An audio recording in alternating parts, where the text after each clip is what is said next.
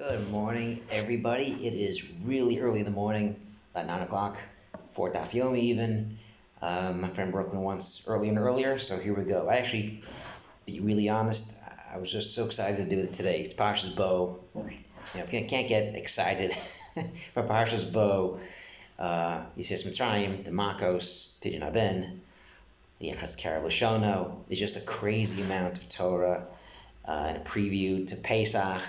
So really, whole week I was kind of really excited. Okay, what can I tell you? So we know that we spoke last couple of times that this is the Shovim week, 6 weeks from Shemos up to Mishpatim, that we kind of work on ourselves. We kind of focus these weeks on try to fix ourselves. People do a lot of hisbodedus, a lot of internal reflection. Here we go. And the Pri Tzaddik mentioned this a lot, and kind of has progression of light. There's 5 times in Bereshis that light is used. VR. There's Mavdil ben Ki Tov. There's 5 different pieces, or 5 different ways that light is talked about. And the Pri Tzaddik goes through this progression of the 5 weeks. He kind of discounts Mishpatim, because Mishpatim is, fixing an Aveira. It's reference to Avadim and selling it, redeeming it. So you kind of focus on Shemos. There's Ki Tov. We know that Moshe is born. There's the start of the process. There's Va'era. Last week's Parsha talks about as well, that the Jewish people are starting to prepare to get the Torah. We know that the shibud, the avdus, is very strong in Va'era.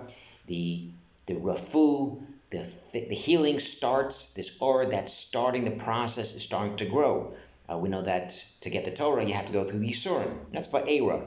Is the Yisurin is preparing for the Torah. That's a piece of And Parshas Bo, this week's Parsha, or B'Moshe Vosam. It was Haya or Moshe Vosam. They had light. What light did they have in this Parsha?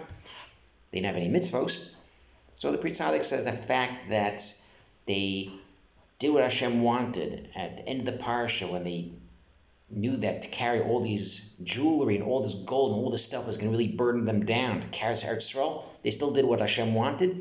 This is like temporary And next Parsha, Mavdil ben this separation. We know that at Kriyas Yam-Suf there was a real separation of the Jewish people and Mitzrayim, a permanent separation of and darkness at Kriyas Yam-Suf.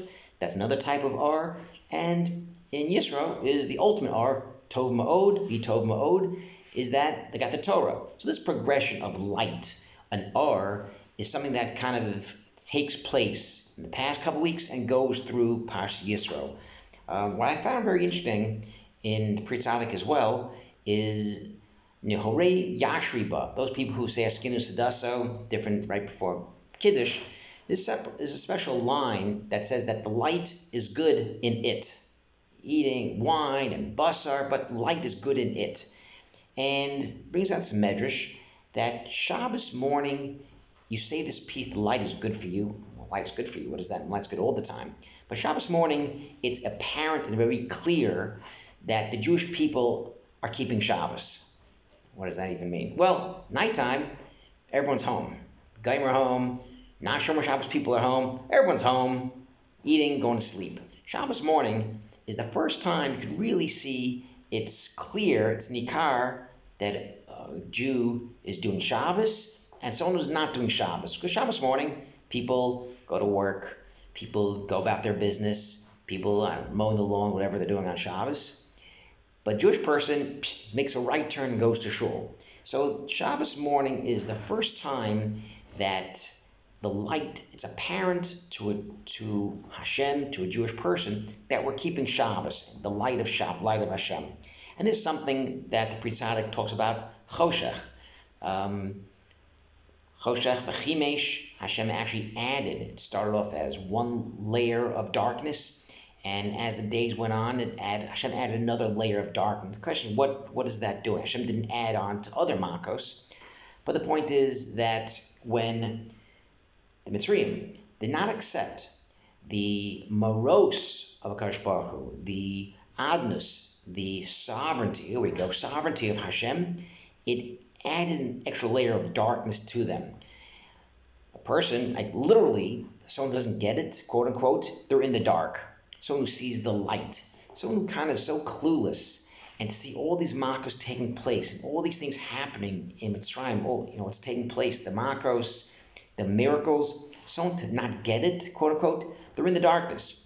And that's kind of the point that Pri Tzaddik talks about, the specialness or the uniqueness of Choshech, is that while the Jewish people had Or Moshvosam, they recognized, they didn't have the mitzvos yet, but they recognized what Hashem wanted. They kept a few things. They listened to Moshe. They listened to when Hashem was going to tell them to do Bris Milah, do Pesach, take the jewels and the diamonds and all the rechush from Mitzrayim. There's a little bit of Or, this oddness that they accepted Hashem. That was enough to separate the Jews from the Goyim. While they didn't have really mitzvos, they didn't do a lot of mitzvos yet, but this is the piece that separated them.